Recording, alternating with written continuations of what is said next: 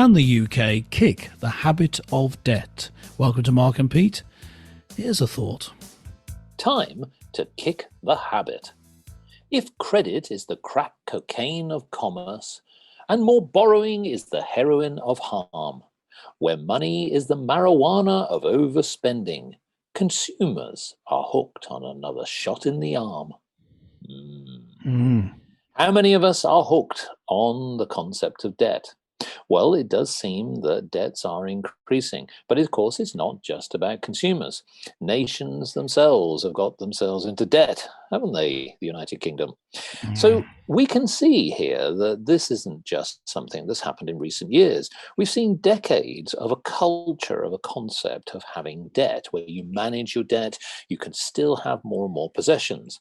But now things are coming home to roost. Clergyman Pete, I ask you, how long can we carry on with this culture of managing debt? Well, businessman Mark, it's important, of course, for debts to be settled. It's a principle on which good governance is based, you would have thought, and that doesn't seem to be happening nationally. You know, we talk often about what the Bible says on subjects here, and the Bible has this concept of the Jubilee year. Numbers 36 verse 4 in the Bible has a ram's horn being blown, and the year of Jubilee starts every 50 years, where you have 49 years of working, then you have this year of Jubilee. And during that time, you have to release slaves and forgive people their debts. It's time to stop building up debt and to pay it off. And I think this year, we had the Queen's Jubilee, and then of course, sadly, we had her funeral. But let's have a national Jubilee. Let's commit to working towards paying off debt. That's as individuals. But what about as a country? Well, in the end, we need to work towards it, I would say. But the question, Mark, is if we're in a position where we need the economy to be boosted, we need to get people back into work. Is that time, as a businessman, you'll have views on this, is that the time to start using the money that you have to pay off debt, or should that be left till later and the money be used on other things? Should the budget be configured around, as seems to have happened with the Kwasi Kwateng mini budget, of reducing tax?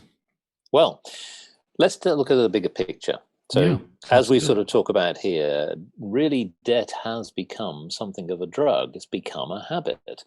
Now, we'll look at it in three key ways. There's what governments do, there's what businesses do, and there's what consumers do. Now, one of the reasons why in my opinion, a lot of people have got themselves into trouble, let's start with the consumer one, for example, is that interest rates have been relatively low, certainly in the last 15 years, possibly even longer than that. If I sort of look back over the course of the last 50 years, as we know, the interest rates have fluctuated from very high ones during the 70s, peaked and dipped during the 80s, and the 90s peaked again. If you think about mortgage rates, they sort of reached about 15% in some cases. Now, that's quite eye-watering. And we know that, of course, in the 21st century, things like interest rates, the Bank of England's interest rates, have really plummeted down to 0.25% of 1%. And that's been very low. But we're starting to see the challenge. Why? Well, there's a series of measures here that have happened. Consumers have basically worked on the principle of borrowing. They've borrowed for their cars, they've borrowed for their homes, they've borrowed for their holidays and many other things.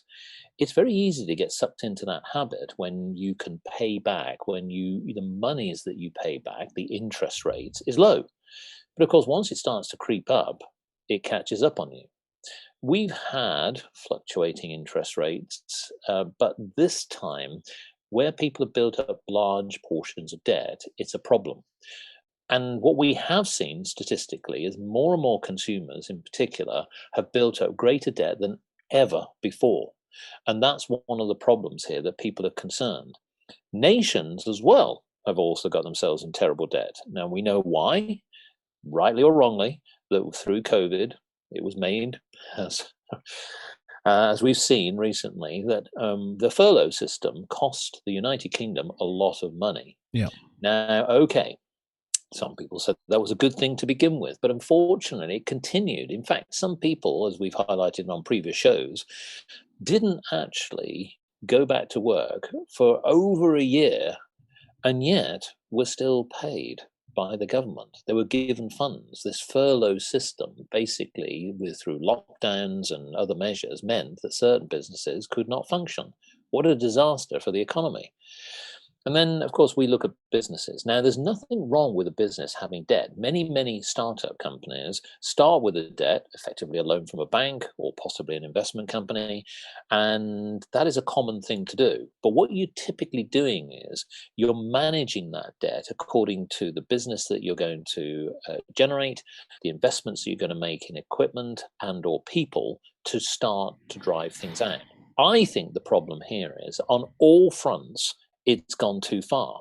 And this habit that we're now seeing where people have got themselves more and more into debt has set now a terrible precedent. But my worry is this: whether you're in business, whether it's the government, whether you're a consumer, that look at that legacy that the next generation and generations to come have to manage. So, Clergyman Pete, I would say here is, I think that we have to start recognizing we're going to have to compromise. Consumers may have to just make do and mend, not go on as many holidays, not perhaps buy as many things that they can't afford. Now, I know that not necessarily going to apply to everybody.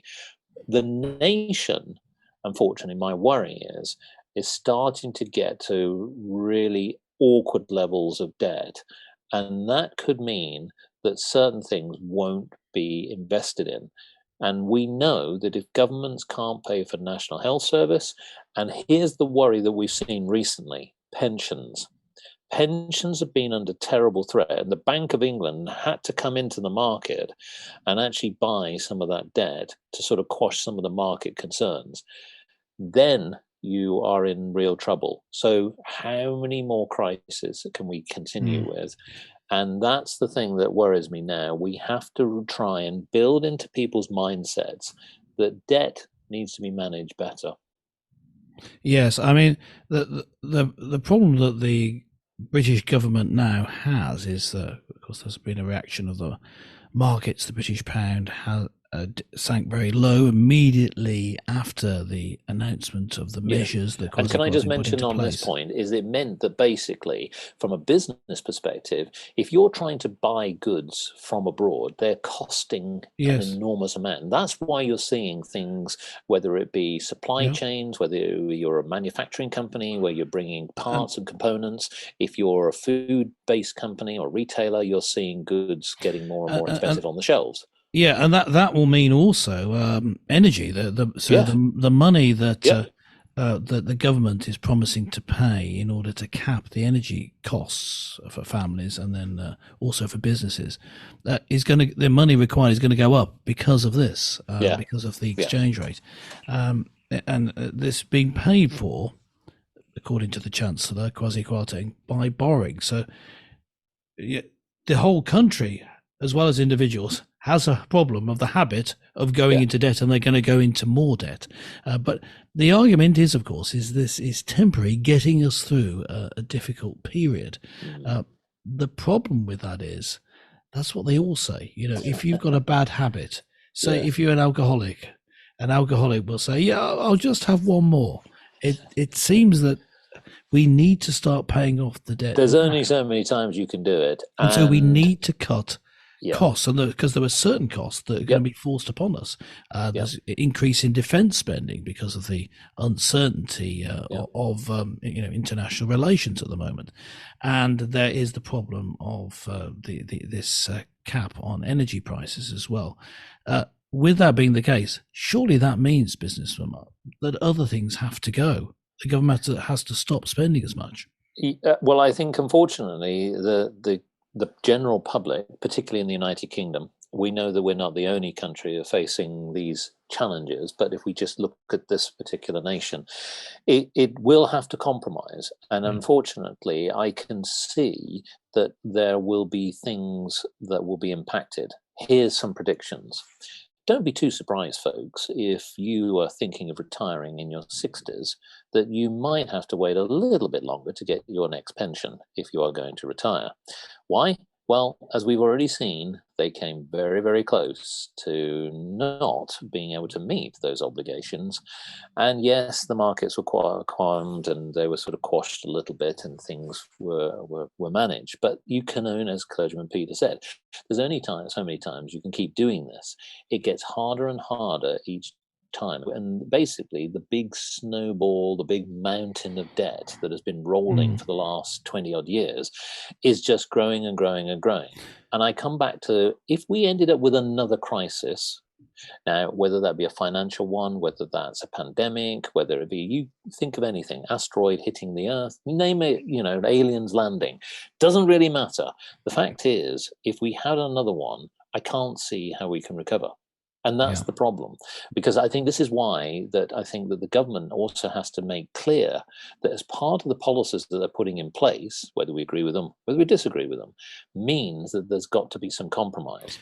And I think that this is going to hit people's pockets hard. The Prime Minister with increasing interest rates. Yeah, the Prime Minister and the Finance Minister, Truss and Kwateng, their plan, they've articulated it quite clearly. Their plan is to go for growth in the economy, and that's what's going to enable them from future tax revenue to be able to pay off the debt and that sort of thing.